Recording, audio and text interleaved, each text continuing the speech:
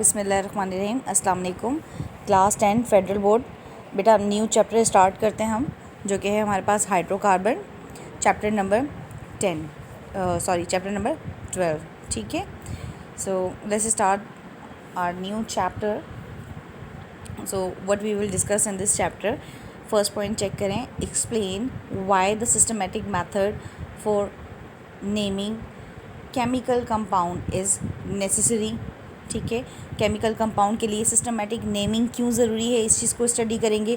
फिर characterise hydrocarbon को कैसे कैरेक्टराइज करते हैं, क्या कैरेक्टरिस्टिक्स होती हैं, केमिकल रिएक्शंस उसके क्या होते हैं, इन सारी चीज़ों को स्टडी करेंगे। नेक्स्ट पॉइंट देखें, draw electron cross and dot structure of simple alkane. Alkane का स्ट्रक्चर आपने ड्रॉ करना है, लेकिन किस तरह से आप ड्रॉ करेंगे, with the help of electron and cross structure. ठीक है, नेक्स्ट क्वेश्चन देखें, नेक्स्ट पॉइंट देखें, right a chemical equation two show the preparation of alkane from hydrogenation of alkyne and alkyne and from the reduction of alkyl halide. Basically इसमें देखना क्या है, preparation of alkane देखना है। ठीक है, 2 मेथड आपको डिस्क्राइब किए हैं।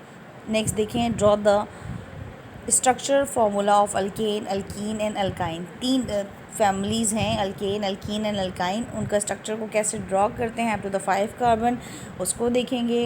Right a chemical equation two show the preparation of, इसी तरह जिस तरह हमने अल्केन की प्रिपरेशन देखी थी, इसी तरह अल्कीन की और अल्काइन की प्रिपरेशन देखेंगे। फिर उनकी केमिकल इक्वेशन देखेंगे प्रिपरेशन की। ठीक है, नेक्स्ट पॉइंट देखिए, right the chemical equation showing halogenation of alkane. इसी तरह क्या करेंगे हम इस चैप्टर के अंदर, प्रिपरेशन के साथ साथ reaction, chemical reaction of alkyne, alkane और अल्काइन, उस चीज़ को भी स्टडी करेंगे।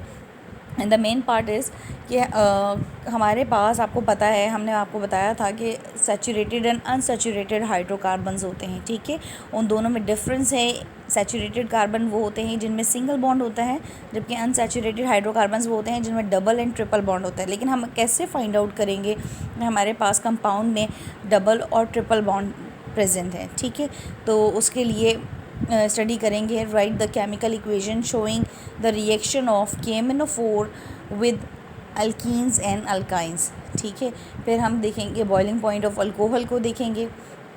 Explain hydrocarbon as a fuel, hydrocarbon act as a fuel होता है, उसको देखेंगे कैसे एक्सप्लेन करेंगे।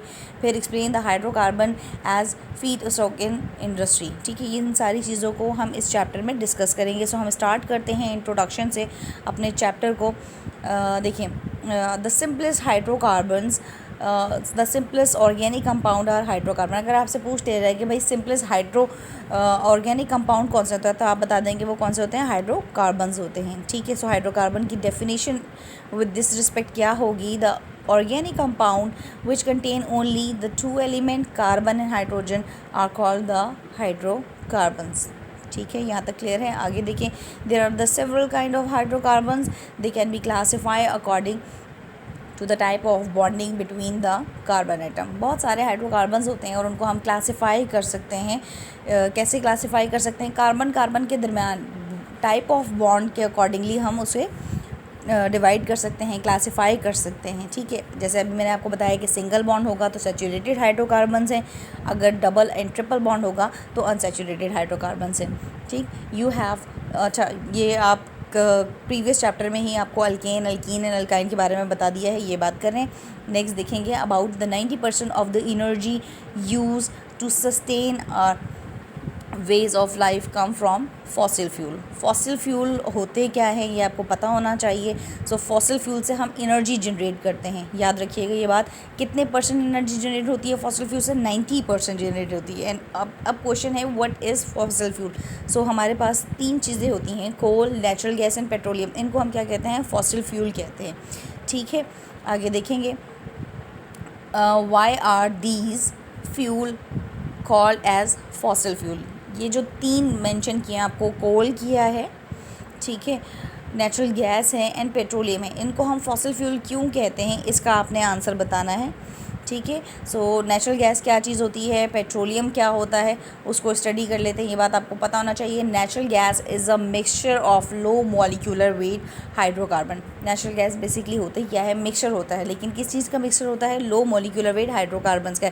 अगर आपसे पूछते हैं कि नेचुरल गैस में कौन सी गैस जो है वो ज़्यादा परसेंट में मौजूद होती है, तो याद रखिएगा वो है मीथेन गैस। ठीक है। So mainly it contain methane, लिखा हुआ भी है आगे कि उसमें क्या होता है, नेचुरल गैस में ज़्यादातर मीथेन गैस होती है। नेक्स्ट है हमारे पास पेट्रोलियम।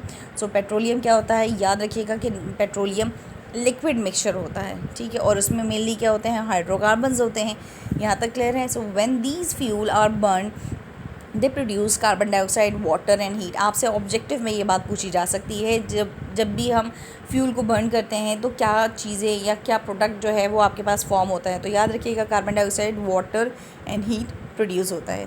ठीक है। नेक्स्ट पैराग्राफ में क्या चीज़ मेंशन है वो मैं आपको बता देती हूँ। हमारे एटमॉस्फेयर में क्या हो रहा है कि कंटिन्यूस जो है वो कार्बन डाइऑक्साइड गैस प्रोड्यूस हो रही है, उसका रेशो, उसका अमाउंट जो है वो इंक्रीज़ होता जा रहा है, जिसकी वजह से ग्रीन हाउस इफ़ेक्ट प्रोड्यूस हो रहा है। ठीक। नेक्स्ट पैराग्राफ में देखें क्या बात की हुई है कि कार्बन डाइऑक्साइड गैस जो है वो कंटिन्यूस रिलीज़ हो रही है हमारे एटमॉस्फेयर में।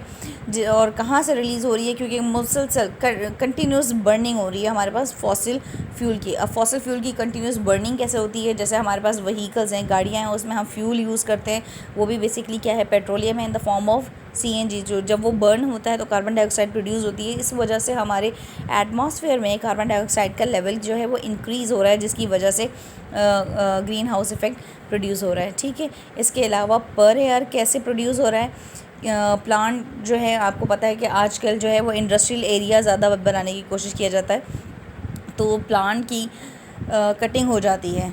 ठीक है।